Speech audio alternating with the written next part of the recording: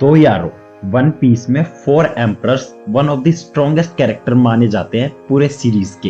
And आज की इस वीडियो में let's discuss some of the amazing facts and hidden details about the four emperors. पर उससे पहले ऐसे ही इंटरेस्टिंग एनिमे रिलेटेड कंटेंट के लिए like the video and subscribe the channel. Buggy the clown का पहला कैरेक्टर डिजाइन अभी के मुकाबले बिल्कुल ही डिफरेंट होने वाला था। एट फर्स्ट वो कुछ ऐसा दिखने वाला था एंड उसके इस डिजाइन में उसकी सबसे फेमस रेड नोज एंड उसका एक्स टैटू भी नहीं था। बग्गी इकलौता ऐसा कैरेक्टर है पूरे वन पीस में जिसकी ऑन स्क्रीन सबसे ज्यादा बाउंटी इंक्रीज हुई है। बग्गी की बाउंटी सिर्फ 15 मिलियन बैरीज से लेके सीधा 3 बिलियन एंड 189 मिलियन बैरीज तक इंक्रीज हुई है। मांगा में तो बग्गी का क्रू करंटली काफी स्ट्रॉन्ग है, एज सर क्रोकोडाइल एंड मीहॉक उसके सबऑर्डिनेट्स है। बट बग्गी का यह क्रू और भी ज्यादा स्ट्रॉन्ग हो सकता था क्योंकि एट फर्स्ट जोरो बग्गी के बॉडीगार्ड की तरह इंट्रोड्यूस होने वाला था। Now let's discuss about our favourite Yonko, Luffy.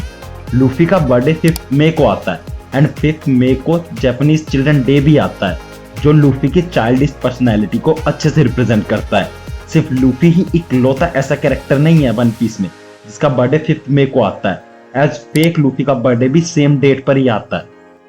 One piece chapter 1053 के बाद से लूफी ने शैंक्स का यंगेस्ट एम्परर का टाइटल अपने नाम कर लिया है, as well as Luffy currently सबसे यंगेस्ट एम्परर भी है। इवन लूफी वर्स्ट जनरेशन का भी सबसे यंगेस्ट मेंबर है। गियर 5 के अपीयरेंस के बाद हमें पता चला कि लूफी का डेविल फ्रूट गम गम नोमी पैरामीसिया नहीं बल्कि एक जोएन टाइप डेविल फ्रूट है। इस रिवील के कारण लूफी शो में दिखने वाला पहला जोएन यूजर बना एंड बग्गी पहला पैरामीसिया।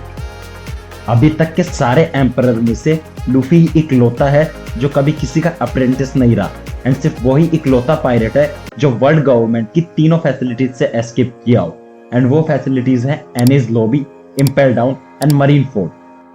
पर लूफी की अचीवमेंट्स भी बिग मॉम के सामने कुछ नहीं है, एज वो यंगेस्ट कैरेक्टर है जो कि एक कैप्टन बनी हो। उसने अपना खुद का पायरेट क्रू 6 साल की उम्र में ही बना लिया था and big mom he youngest character है जिसके ऊपर वर्ल्ड गवर्नमेंट ने बाउंटी इश्यू की हो, क्योंकि रॉबिन को उसकी बाउंटी 8 साल की उम्र में मिली है। क्या तुमने होल केक आइलैंड आर्क में यह किंग कॉन्ग मूवी का रेफरेंस नोटिस किया, जब बिग मॉम एक टावर पे चढ़ गई थी एंड चिल्ला रही थी बिल्कुल किंग कॉन्ग के इस सीन की तरह। बिग मॉम की वन पीस में सबसे स्ट्रॉन्गेस्ट आर्मी हो सकती थी, एज बिग मॉम की बेटी लोला की शादी एल्बाफ के प्रिंस लोकी से होने वाली थी।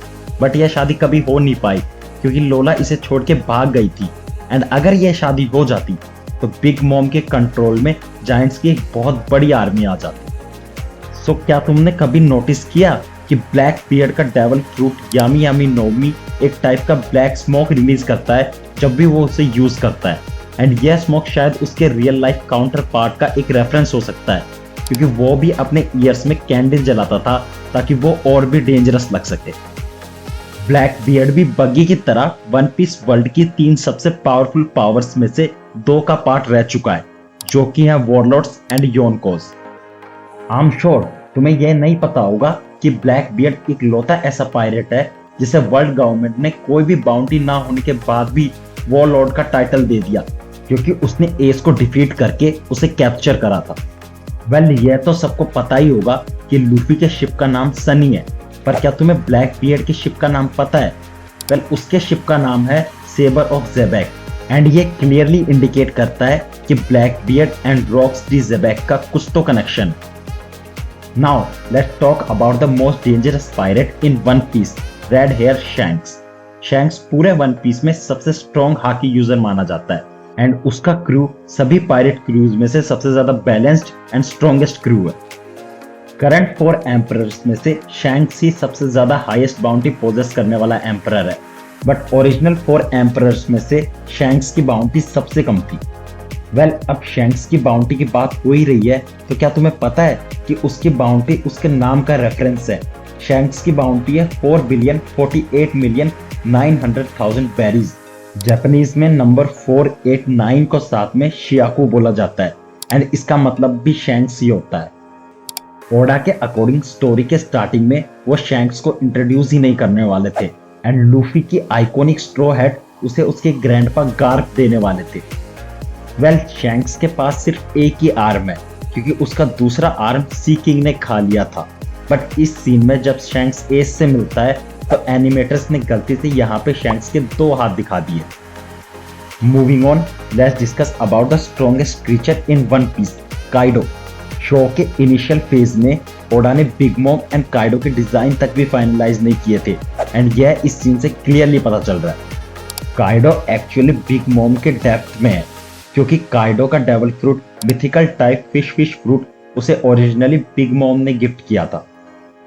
काइडो का pirate crew beast pirate one piece का सबसे बड़ा क्रू है जिसमें ऑल स्टार से लेके प्लेजर्स तक टोटल 20,000 मेंबर्स है एंड ये इकलौता योनको क्रू है जिसका शिप अभी तक स्टोरी में रिवील नहीं हुआ।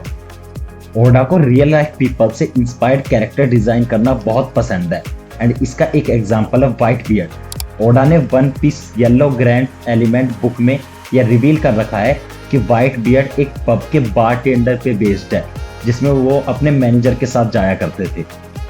ओडा ने कुछ व्हाइट बियर्ड पायरेट्स को एज अ किड भी ड्रॉ कर रखा है एंड वो कुछ ऐसे दिखते।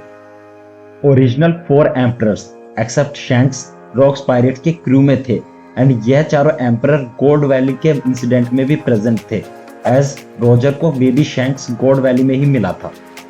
यह तो सबको पता ही होगा कि व्हाइट बियर्ड का first name Edward real life pirate black beard जिसका रियल नेम एडवर्ड टीस था उससे इंस्पायर्ड है। पर क्या तुम्हें उसके लास्ट नेम न्यूगेट की इंस्पिरेशन के बारे में पता है?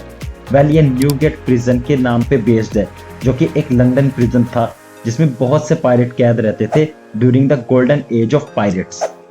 सो योनकोस के ऊपर यह कुछ फैक्ट्स थे एंड अगर तुम्हें सांजी के ऊपर भी ऐसे ही फैक्ट्स जानने हैं तो राइट वाली वीडियो देखो एंड ऐसे ही इंटरेस्टिंग एनिमे रिलेटेड कंटेंट के लिए हिट दैट सब्सक्राइब बटन।